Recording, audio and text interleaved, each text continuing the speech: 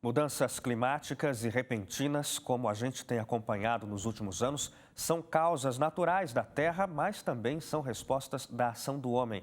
De acordo com cientistas, a temperatura do planeta subiu nos últimos 200 anos. Frio, calor, chuva e seca. Tudo ao mesmo tempo. Clima instável. Enquanto falta água em alguns lugares, ocorrências de enchente são registradas em outras regiões não muito distantes. Em um único dia, a temperatura pode subir e cair várias vezes. As mudanças climáticas são causas naturais, como alterações da radiação solar e dos movimentos da Terra, mas também são consequências das ações do homem. Queima de combustível, poluição das indústrias, desmatamento. É o chamado efeito estufa que provoca o aquecimento global. Segundo os cientistas, em menos de 200 anos, a temperatura da Terra subiu 1,6 graus, número que parece pequeno, mas o suficiente para causar mudanças no clima do planeta. Para a coordenadora do Programa de Ciências de Conservação da ONG WWF Brasil, que promove projetos de sustentabilidade, se medidas necessárias não forem tomadas para reduzir a emissão de gases, o aquecimento global vai aumentar.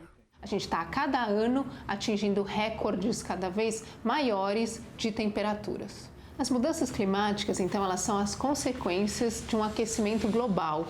E esse aquecimento global ele é causado pela emissão de gases. Segundo Mariana, o desmatamento no Brasil foi reduzido nos últimos anos. Mas ainda precisamos estar alertas com a questão energética, que é a queima de combustíveis fósseis. Mudanças de comportamento da população podem ajudar e muito a melhorar o clima na Terra.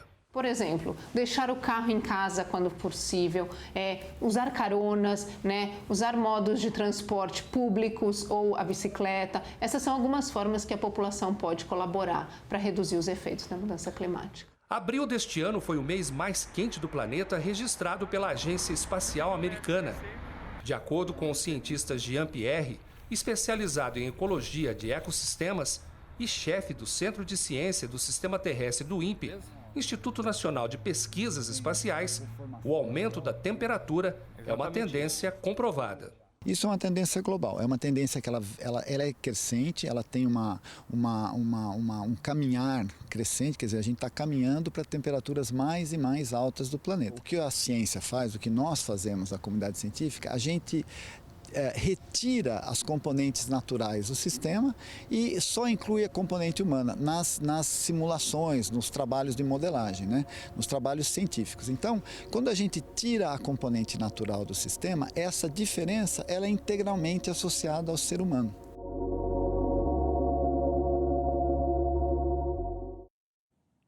A gente volta a conversar aqui com a secretária do Meio Ambiente do Estado de São Paulo, Patrícia Iglesias. Patrícia, você esteve na COP21 no ano passado, foi realizado em Paris, várias nações estiveram ali e saíram dali com alguns compromissos firmados justamente para evitar o que a nossa reportagem mostrou, para colaborar com a redução da temperatura global.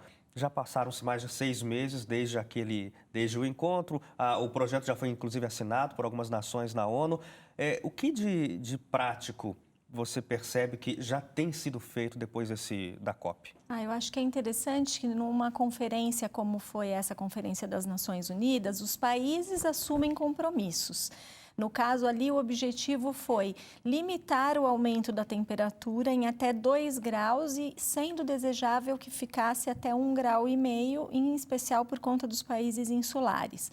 Mas não basta o país assumir um compromisso. Por exemplo, o Brasil, para cumprir os compromissos que foram assumidos lá, depende especialmente dos estados. O que os estados podem fazer, o que os municípios podem fazer na sua área de atuação.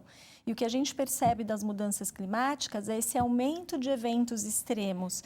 Você vê a reportagem que foi colocada da China, é muito clara.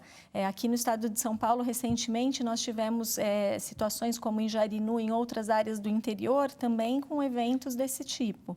Então, se nós não tomarmos as devidas ações para conter isso, a situação para as pessoas vai ficar muito difícil.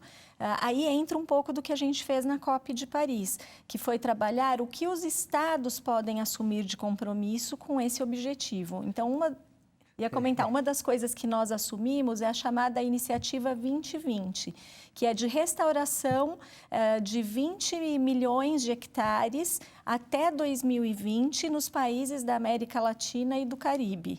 E esse tipo de iniciativa não é o país que toma, são o que a gente chama de governos subnacionais, os estados, na verdade. Então, no caso de São Paulo, a gente tem muito a fazer. Por quê? Precisamos fazer o programa de regularização ambiental, o que foi falado recentemente, o CAR, o Cadastro Ambiental Rural. Os proprietários de áreas rurais, eles fazem esse cadastro e têm que fazer restauração de determinadas áreas dentro da propriedade.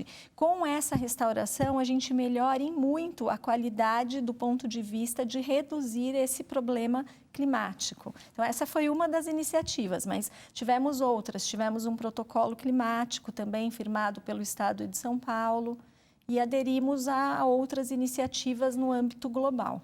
A gente precisava falar sobre o Estado de São Paulo porque é a principal região do Brasil em emissão de gases por conta de ser o que é São Paulo, né? Então, imagino que o desafio para o Estado de São Paulo para cumprir os requisitos é bastante complicado.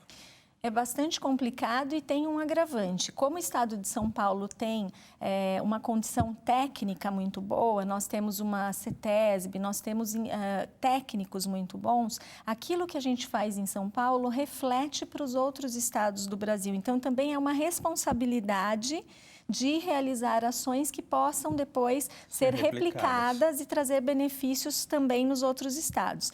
Agora, tem uma coisa interessante em São Paulo.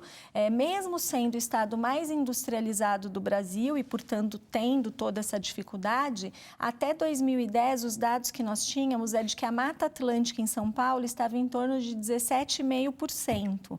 E nós recebemos agora, no domingo, Dia Mundial do Meio Ambiente, um presente da organização não governamental SOS Mata Atlântica, que foi um estudo mais detalhado no estado de São Paulo, com dados do INPE comprovando que nós atingimos 22,9% de Mata Atlântica, que é um patamar bastante alto, em especial para um estado muito industrializado. Um crescimento como esse, fantástico.